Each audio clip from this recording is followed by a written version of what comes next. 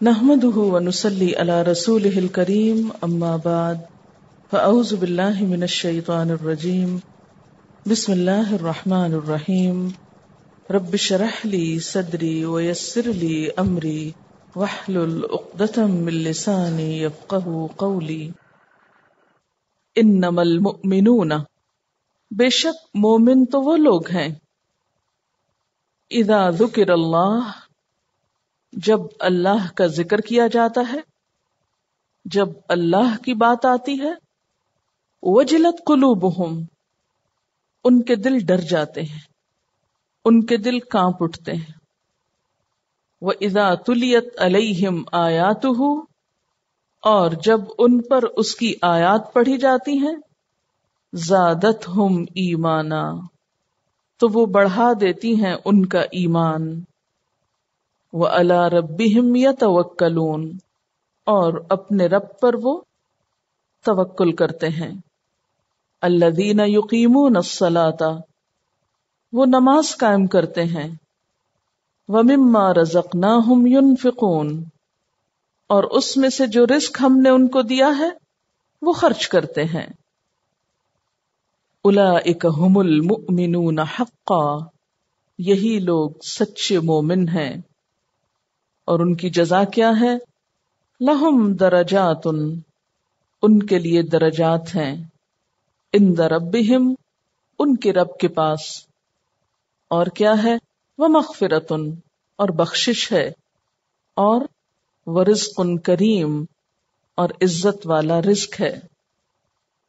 اب دیکھیے اسلام کا طریقہ کہ قانون دینے سے پہلے بنیاد بنائی گئی، ایمان کو مضبوط کیا گیا، کیونکہ کوئی بھی قانون اس وقت تک صحیح طور پر نافذ نہیں کیا جا سکتا جب تک کہ لوگوں کے اندر ایمان نہ ہو۔ کتنا بھی اچھے سے اچھا قانون کتابوں میں ہی لکھا رہ جائے گا، بیکار ہو جائے گا، انویلڈ ہو جائے گا، اگر اس پر عمل کرنے والے اپنے اندر وہ موٹیویشن، وہ جذبہ اور وہ چیز نہ پاتے ہوں جو انہیں اس قانون کا پابند بنائے۔ قانون کی انفورسمنٹ اوپر سے ہی نہیں، باہر سے ہی نہیں، اندر سے ہوتی ہے، اور جب تک اندر کی قوت شامل نہ ہو صرف باہر کا دباؤ فائدہ مند نہیں۔ اس کی مثال ایسے ہی ہے کہ مثلا اگر آپ کو کسی زمین میں ایک کیل ٹھونکنا ہے تو اس کے لیے آپ کیا دیکھتے ہیں؟ صرف ہتھوڑی اٹھا کر اور کیل اٹھا کر ضربیں لگانا شروع کر دیتے ہیں؟ ایسا کرنے سے عموماً کیا ہوتا ہے؟ یا تو کیل ٹیڑھا ہو جاتا ہے یا ٹوٹ جاتا ہے۔ اس کے لیے ایکولی آپ یہ بھی دیکھتے ہیں کہ جس جگہ پر میں کیل ٹھونکنے لگا ہوں کیا اس کے اندر اسے قبول کرنے کی اور اسے مضبوط پکڑ لینے کی صلاحیت بھی ہے؟ اس کے لیے آپ ایسی جگہ تلاش کرتے ہیں یا جگہ کو ڈرل کرتے ہیں یا اس کو اس قابل بناتے ہیں کہ جس میں وہ کیل اندر جا کر ٹھک جائے۔ اگر آپ ایک پودا اگانا چاہتے ہیں، ایک بیج ڈالتے ہیں، تو آپ ایسی زمین تیار کرتے ہیں، ہموار کرتے ہیں جس میں وہ بیج اگ جائے۔ آپ ایک عمارت کھڑی کرنا چاہتے ہیں تو اس کے لیے پہلے آپ بنیادیں بناتے ہیں، ان کو کھودتے ہیں، اس پر عمارت اٹھاتے ہیں۔ یہی طریقہ ہمارے دین کا ہے۔ کوئی بھی قانون لانے سے پہلے ضروری ہے کہ انسانی دلوں میں اس قانون کو راسخ کرنے کی صلاحیت پیدا کی جائے، اندر کی اصلاح ہو، انسانوں کی اصلاح ہو۔ لیکن افسوس یہ کہ ہم بہت سالوں سے اس کوشش میں ہیں کہ قانون کے ذریعے، حکومت کے ذریعے، اقتدار کے ذریعے اسلام کو نافذ کیا جا سکے۔ بہت سالوں سے ہم اس قسم کی باتیں سنتے ہیں، جبکہ دوسری طرف اصلاح کی اور خوف خدا پیدا کرنے کی معاشرے میں کوشش نہ ہونے کے برابر ہے۔ میں یہ نہیں کہتی کہ نہیں ہے، لیکن نہ ہونے کے برابر ہے۔ لہذا نتیجہ کیا نکلتا ہے کہ خود قانون نافذ کرنے والے بھی قانون توڑ رہے ہوتے ہیں. تو جن ہاتھوں کے اندر وہ صلاحیت نہیں، جن دلوں کے اندر وہ قوت نہیں یا وہ جذب کی کیفیت نہیں، تو وہ قانون کس طرح نافذ کیا جا سکتا ہے جو اندر اتر نہ سکے.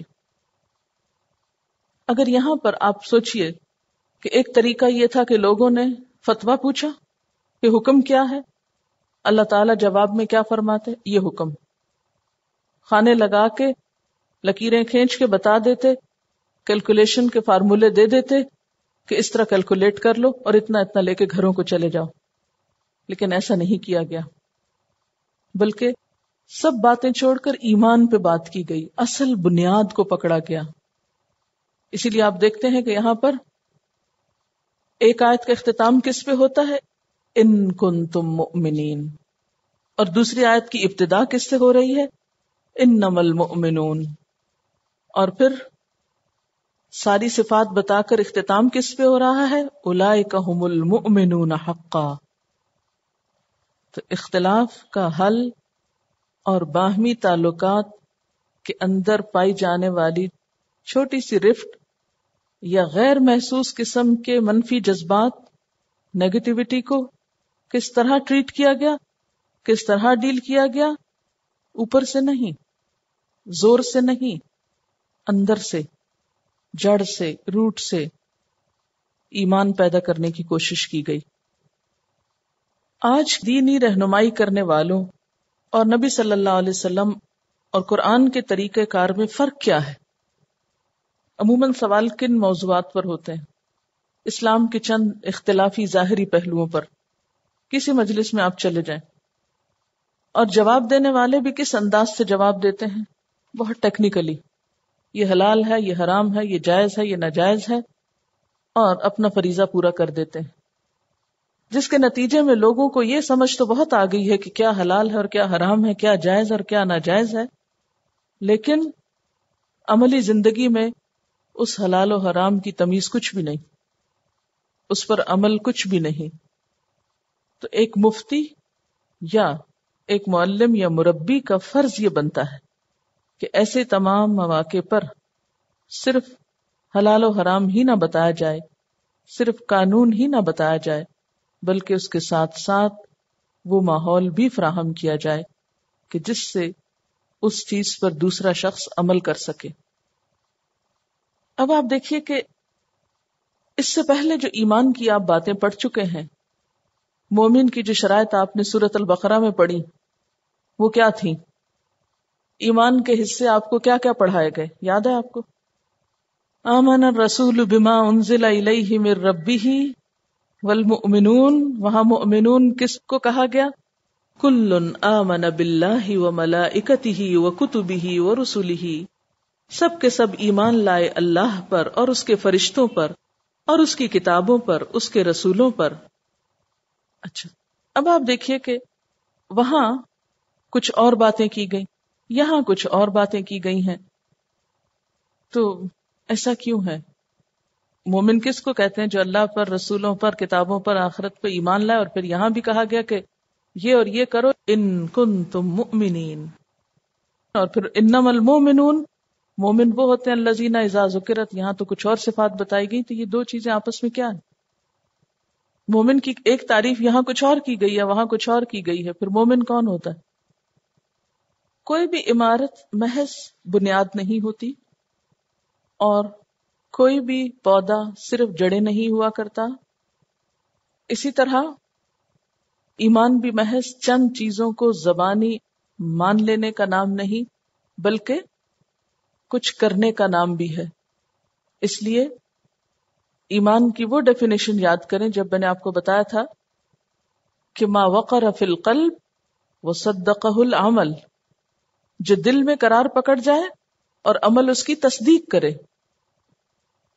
قانونی اصطلاح میں مومن وہ ہوتا ہے جو اللہ پر، رسول پر، کتابوں وغیرہ، وہ جو تمام اس کے تقاضے ہیں بنیادی، ان کو مان لے. اگر کوئی شخص زبان سے یہ اقرار کرتا ہے کہ میں نے یہ ساری چیزیں مان لی، تو آپ قانونی طور پر اس کو مومن کہیں گے. لیکن مؤمنون حقہ کون ہے؟ یہاں پر آپ دیکھ رہے ہیں کہ محض مومن نہیں کہا گیا، بلکہ کیا کہا گیا؟ اولئک هم المؤمنون حقا، یہ ہے سچے مومن. تو ایمان محض قولی اقرار کا نام نہیں بلکہ عملی تصدیق بھی ضروری ہے.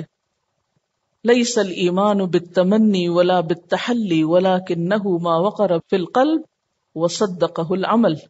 ایمان تمنا اور آرزوؤں کا نام نہیں، لیکن وہ تو وہ ہے جو دل میں قرار پکڑ جائے اور عمل اس کی تصدیق کر دے.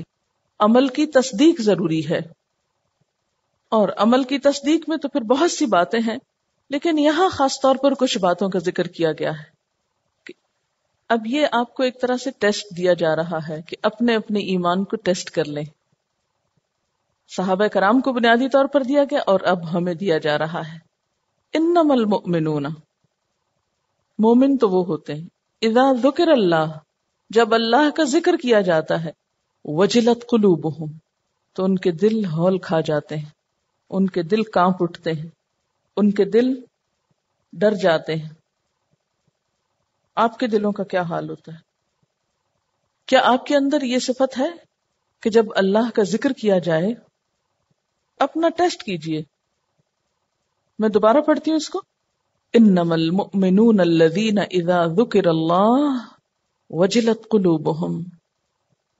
مومن تو ان کو کہا جاتا ہے کہ ان کے سامنے جب اللہ کا ذکر کیا جاتا ہے تو ان کے دل کانپنے لگتے ہیں، ان کے دل ڈر جاتے ہیں، ان کے دل بیٹھنے لگتے ہیں. وجیل کہتے ہیں نشیبی گڑھے کو. گڑھا کس کو کہتے ہیں؟ گڑھے کا معلوم ہے نا. تو نشیب کیا ہوتا ہے؟ ڈپریشن، یعنی نیچے کو جاتے. گڑھا کیسے بنتا ہے؟ جہاں سے زمین بیٹھ جاتی. اسی لیے محاورتاً میں نے کیا کہا کہ ان کے دل بیٹھنے لگتے ہیں، ان کے دلوں پہ اثر ہوتا ہے، ان کے دل محسوس کرتے ہیں. اللہ کا نام آتا ہے تو آپ کے دلوں کی حالت کیا ہوتی ہے؟ کھیل کھلنڈرے ادھر ادھر جو مرضی کرتے رہے، بے دھیانی غفلت کے ساتھ. یعنی اللہ کا نام جب لیا جاتا ہے تو دل پر کیا گزرتی؟ ایمان کا امتحان، ایمان کا ٹیسٹ. جب اللہ کا نام لیا جاتا ہے تو میرے دل کی کیفیت کیا ہوتی ہے؟ نمبر 2، وَإِذَا تُلِيَتْ عَلَيْهِمْ آيَاتُهُ، اور جب اس کی آیات یعنی قرآن پاک ان پر پڑھا جاتا ہے، ان کو پڑھ کے سنایا جاتا ہے. تلیت، تلاوت کی جاتی ہے، یعنی جب یہ قرآن سنتے ہیں تو کیا ہوتا ہے؟ زادتہم ایمانا، ان کا ایمان زیادہ ہونے لگتا ہے، ایمان بڑھنے لگتا ہے. جیسا کہ آپ کو معلوم ہے کہ ایمان بڑھتا بھی ہے اور گھٹتا بھی ہے. ایمان جو ہے وہ کوئی سوکھی لکڑی نہیں ہے کہ جو نہ گھٹے نہ بڑھے. ایمان ایک زندہ پودا ہوتا ہے، ایک جاندار پودا ہوتا ہے، جس کی مثال سورۃ ابراہیم میں آتی ہے کہ اصلھا ثابت وفرعھا فی السماء، جس کی جڑ زمین میں مضبوط ہے اور شاخیں آسمان تک پھیلی ہوئی ہیں. تو زندہ پودے میں اور ایک سوکھی لکڑی میں فرق کیا ہوتا ہے؟ جو زندہ پودا ہوتا ہے اس کی نئی نئی شاخیں نکلتی رہتی، وہ بڑھتا رہتا ہے، پھلتا پھولتا رہتا ہے. اور جو سوکھی لکڑی ہوتی اس بیچاری کے تو پتے بھی نہیں ہلتے پھر. تو ایمان جو ہے وہ ایک پودے کی طرح ہے. یہ بالکل ایسے جیسے مثلاً آپ غبارے کی مثال سے سمجھیے، یا کسی بھی ایسی چیز کی مثال سے کہ جس میں بڑھنا اور گھٹنا آپ محسوس کر سکیں. تو عموماً یہ ہوتا ہے کہ انسان جب دنیا کے کاموں میں ہوتا ہے تو ایمان کا لیول وہ نہیں ہوتا جو قرآن کی مجلس میں ہوتا ہے. اس کو تو سب جانتے ہیں نا، ہم سب اس کیفیت سے گزرتے ہیں. صحابہ کرام کے اوپر بھی ایسی ہی حالت ہوتی تھی. پھر ہم پریشان ہوتے ہیں کہ جو ہماری حالت یہاں وہ گھر میں کیوں نہیں ہے، وہ فلان جگہ کیوں نہیں ہے. نہیں، یہ تو خود اللہ تعالیٰ فرما رہے ہیں کہ اذا تلیت علیہم آیاتہ زادتہم ایمانا، جب ان پر اس کی آیات پڑھی جاتی ہیں تو ان کا ایمان بڑھنے لگتا ہے، ایمان میں ایک بہار آنے لگتی ہے، قوی ہونے لگتا ہے. کیا ایسا ہوتا ہے؟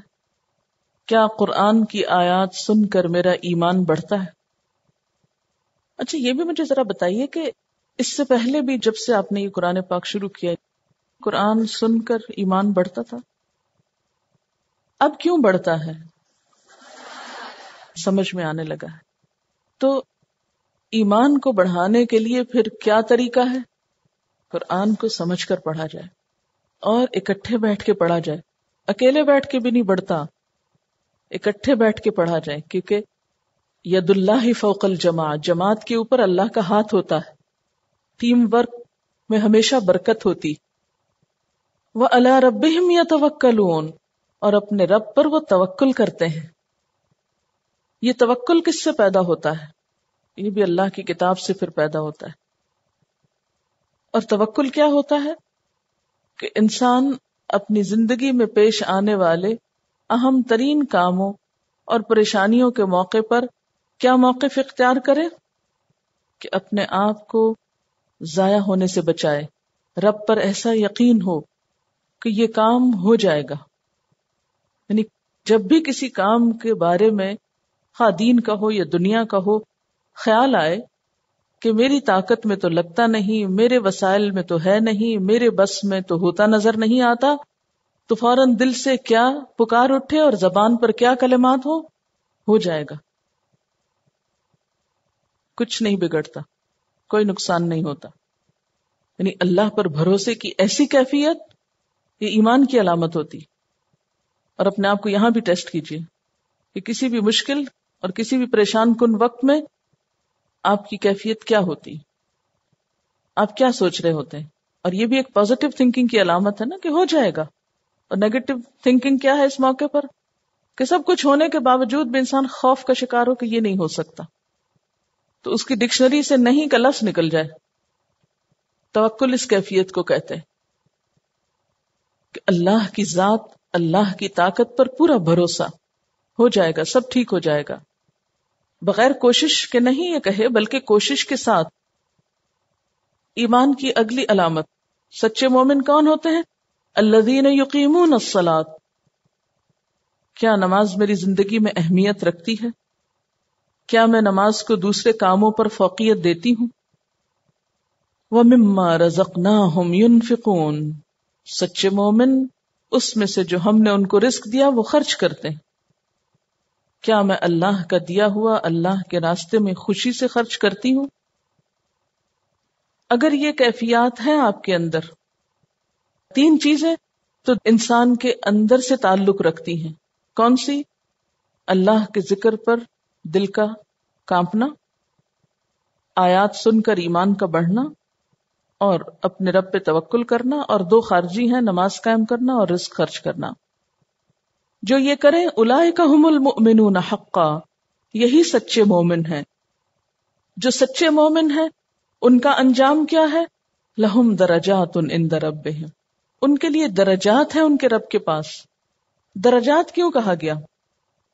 اس لیے کہ جس کا ایمان جتنا زیادہ ہوگا، جس کا اپنے رب پر توکل جتنا زیادہ ہوگا، جس کی نمازیں جتنی اچھی ہوں گی، جو جتنا زیادہ خلوص کے ساتھ رزق خرچ کرے گا، اس کا درجہ اتنا ہی بڑا ہوا ہوگا.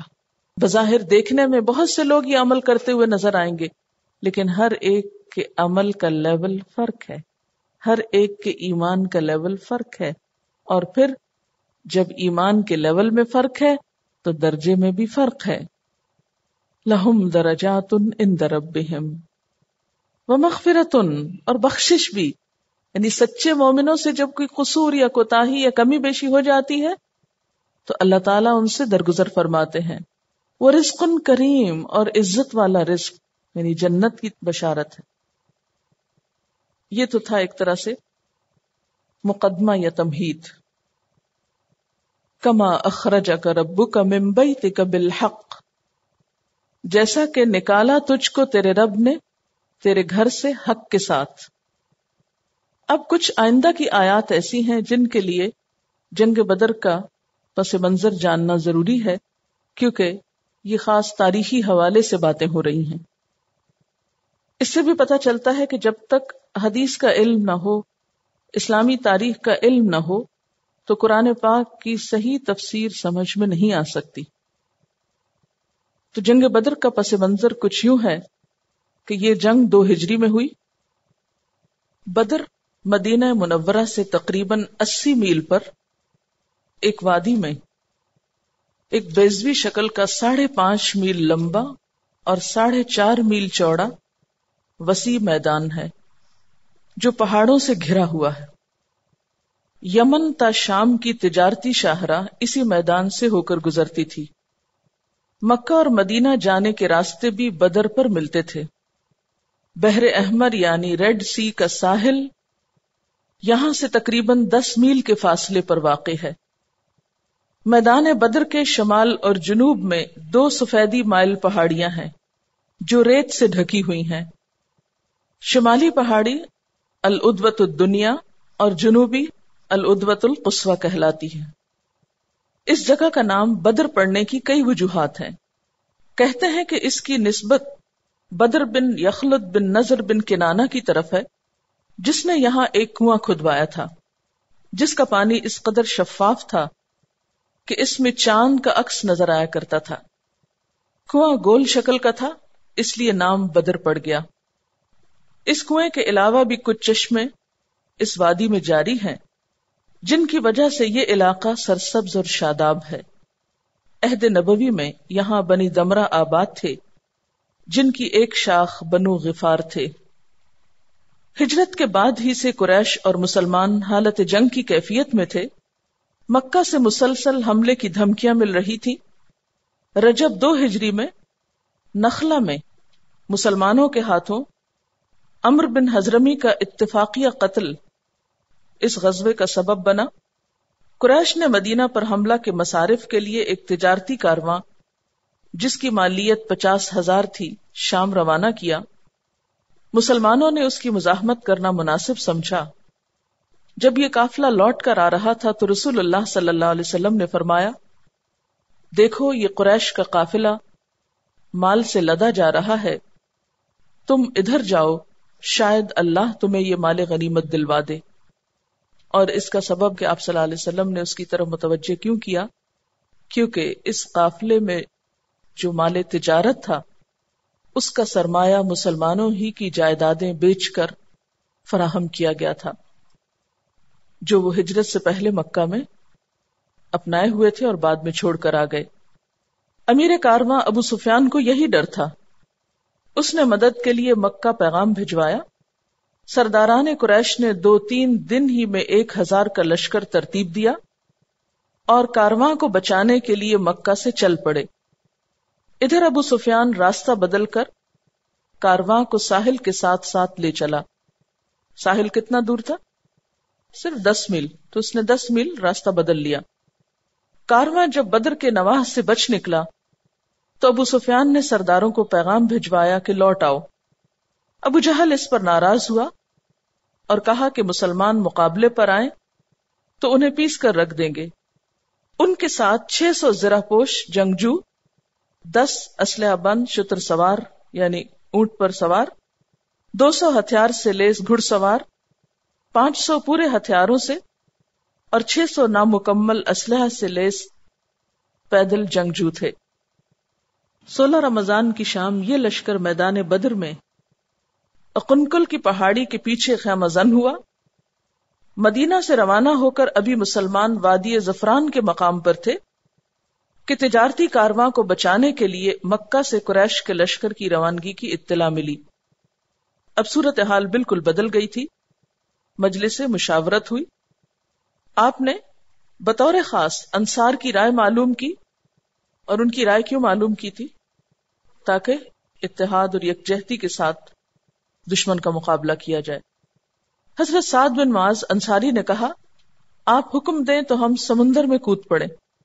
حضور صلی اللہ علیہ وسلم اس جواب سے بے حد خوش ہوئے. فرمایا، تم کو بشارت ہو کہ اللہ نے کارواں یا نفیر لشکر میں سے کسی ایک پر فتح کا وعدہ فرمایا ہے. مسلمانوں کے پاس کل 70 اونٹ اور 2 گھوڑے تھے. کسی کے پاس ڈھنگ کا اسلحہ نہیں تھا. لشکر کی کل تعداد 313 تھی جس میں مہاجرین 82 بنی اوس کے 61 یعنی 61 اور بنی خزرج کے 170 یعنی 170 مجاہد تھے. تو تناسب کس کا زیادہ تھا تعداد میں؟ انصار کا. ان میں سے 8 مجاہد میدان جنگ میں حاضر نہیں تھے اور مختلف کاموں پر متعین کیے گئے۔ منزل پر اترتے ہی آپ صلی اللہ علیہ وسلم نے حضرت ابوبکر اور دیگر کبار صحابہ رضوان اللہ علیہم کے ساتھ گرد و نواح کا جائزہ لیا۔ مخبروں سے پتہ چلا کہ کفار اقنقل کی پہاڑی کے پیچھے خیمہ زن ہے۔ حضرت حباب بن منذر نے عرض کیا کہ اگر مناسب سمجھے تو ایسے چشمے پر اتریں جو قریش کے قریب ہو، اس کے پیچھے والے چشمے پاٹ دیے جائیں تاکہ دشمن پانی سے محروم رہے۔ آپ صلی اللہ علیہ وسلم نے اس رائے کو پسند فرمایا۔ یہاں کی زمین ریتلی تھی اور کفار جہاں مقیم تھے وہ نرم زمین تھی۔ رات بارش ہو گئی تو ریت میں پانی جذب ہو کر زمین سخت ہو گئی اور نرم مٹی کیچڑ بن گئی جو دراصل کفار کی طرف تھی۔ 17 رمضان کے آخری حصہ اس شب میں حضور صلی اللہ علیہ وسلم نے فوج کی ترتیب دی۔ میمنہ کے سالار، میمنہ کہتے ہیں رائٹ ہینڈ، دائیں ہاتھ، اس کے سالار یعنی دائیں ہاتھ کا جو دستہ تھا حضرت زبیر بن عوام اور میسرہ یعنی بائیں ہاتھ والے پر حضرت مقداد بن عمرو کو مقرر فرمایا۔ ان دونوں کے پاس گھوڑے تھے۔ آپ صلی اللہ علیہ وسلم کا جھنڈا حضرت مصعب بن عمیر کو عطا ہوا۔ ترتیب اس طرح ہوئی کہ سورج پشت پر ہو، دو بدو لڑائی کے وقت نعرہ یا حیو یا قیوم اور احد حرف شناخت مقرر کیا گیا۔ احد کا کیا مطلب ہے؟ ایک، یعنی اللہ تعالیٰ کی طرف اشارہ ہے۔ ارشاد ہوا کہ میرا حکم آنے پر لڑائی شروع کی جائے، دشمن جلغار کرے تو اسے آگے بڑھنے دیا جائے، مجاہد اپنی صفوں کو کسی حالت میں نہ توڑے، جب کافر تیروں کی زد میں آئے تو تیر چلائے جائیں، پھر پتھر برسائے جائیں، نیزوں کی حد میں آئے تو انہیں نیزے مارے جائیں، تلوار کا استعمال سب سے آخر میں ہو۔ یعنی آپ صلی اللہ علیہ وسلم نے خود یہ ترتیب بتائی۔ میدان کارزار کا جائزہ لینے پر آپ صلی اللہ علیہ وسلم کے لیے ایک اونچے مقام پر ایک سائبان عریش یعنی شیڈ بنایا گیا۔ اب اس مقام پر مسجد عریش کے نام سے ایک عالیشان مسجد یادگار کے طور پر موجود ہے۔ روشنی پھیلتے ہی حبل، لات و منات کے جے کارواں کے ساتھ کفار میدان جنگ میں آئے، یعنی ان کے نعروں میں کیا تھا؟ بتوں کے نام۔ مسلمانوں نے یا حیو یا قیوم اور اللہ اکبر کا نعرہ بلند کیا۔ عرب کے دستور کے مطابق مبارزت طلبی سے لڑائی کا آغاز ہو۔ مبارزت کا مطلب کیا ہوتا ہے؟ آمنے سامنے آنا۔ اس کے بعد عام جنگ شروع ہوئی جس میں ابو جہل اور دوسرے سردار کام آئے۔ 70 کافر موت کے گھاٹ اتارے گئے، 70 گرفتار ہوئے، کل 14 مسلمان شہید ہوئے، جن میں 6 مہاجر اور 8 انصار تھے۔ شہداء کے لاشیں اکٹھے کیے گئے، پھر انہیں سپرد خاک کیا گیا۔ حضرت عبداللہ بن رواحہ کو نوید فتح کے لیے مدینہ روانہ کیا گیا، کیونکہ مدینہ سے یہ جگہ کتنی دور تھی؟ 80 مائلز۔ 3 دن بدر میں قیام کے بعد واپسی ہوئی۔ مقام سیر میں مال غنیمت میں سے 5واں حصہ خمس نکال کر باقی مجاہدوں میں مساوی تقسیم کر دیا گیا۔ مدینہ آنے کے 15 دن بعد اسیروں کے بارے میں مشورہ ہوا، یعنی مال غنیمت تو شروع میں ہی تقسیم ہو گیا تھا، لیکن مدینہ آنے کے 15 دن بعد اسیروں یعنی قیدیوں کے بارے میں مشورہ ہوا۔ آخر فدیہ لے کر انہیں آزاد کرنے کا فیصلہ ہوا۔ زر فدیہ قیدیوں کی حیثیت کے مطابق مقرر ہوا۔ اس سے مسلمانوں کو تقریباً 2.5 لاکھ درہم ملے۔ مسلمانوں کا یہ پہلا غزوہ تھا جس میں قتال ہوا، نتائج کے اعتبار سے بہت اہم معرکہ تھا۔ اس کا شمار دنیا کی چند فیصلہ کن جنگوں میں ہوتا ہے۔ اس کے بعد مسلمان ایک قوت بن کر ابھرے اور مدینہ کی مملکت مستحکم ہوئی۔ اس فتح نے مدینہ میں بسنے والے یہودیوں کو بھی مروب کر دیا۔